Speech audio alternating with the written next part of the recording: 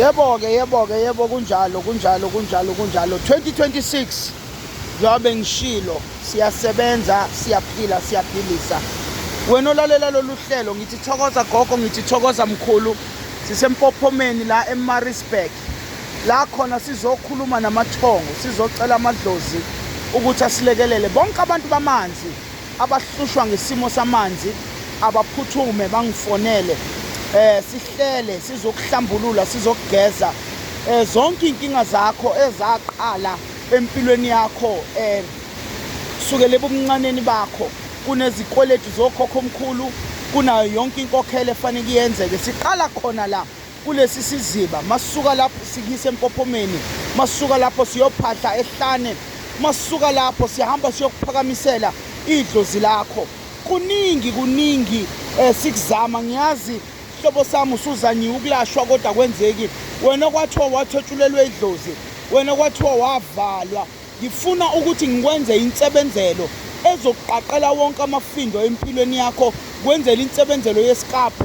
La khona sivula idlozi lakho, la khona senza sure ukuthi ibhizinisi lakho lihamba kahle, impilo yakho ihamba kahle. Soqala isiko elisha lasekhaya, sizoqala isiko elisha la uzothi uma uphahla khona idlozi liresponde, into zakho zikusebenzele. Kade wawuhamba inyanga, kade wawufuna usizo kodwa usiza ulithole. Uyafuna ukwakho, uyafuna ukuthatha umfazi, uyafuna ukuthi ube ucebe. Ngizokunikeza ingcebo yamathongo. Ngizothi 2026 sihamba nento entsha la silungisa khona imisamo yokhokho omkhulu, la sikhokhela khona wonke amacala, la sishwelezela khona zonke idalwa. Mase siphakamisa idlozi elilodwa elizokusebenzela likuphilise. La ngifuna umuntu onefamily, ngifuna umuntu ozalwa kuqala ekhaya, ngifuna umuntu osethi sengihlukene nomndeni wami ngoba uthakathe kakhulu, kukhona othwele ekhaya wasivala. Kade nginamabhizinisi, kade ngineyimoto kodwa into zami ayilungi.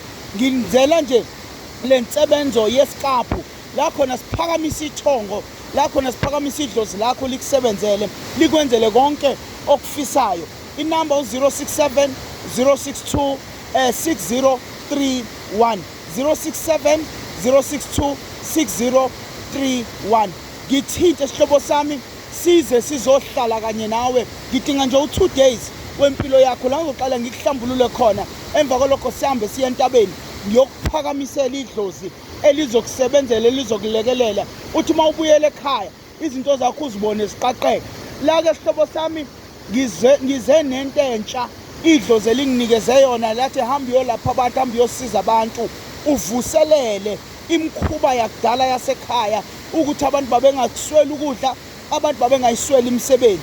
Wena nenzalo yakho, angikhulumi ngehlobo zakho, ngikhuluma wena nenzalo yakho. Phuthuma ke ungithinta, uxhumane nami ke.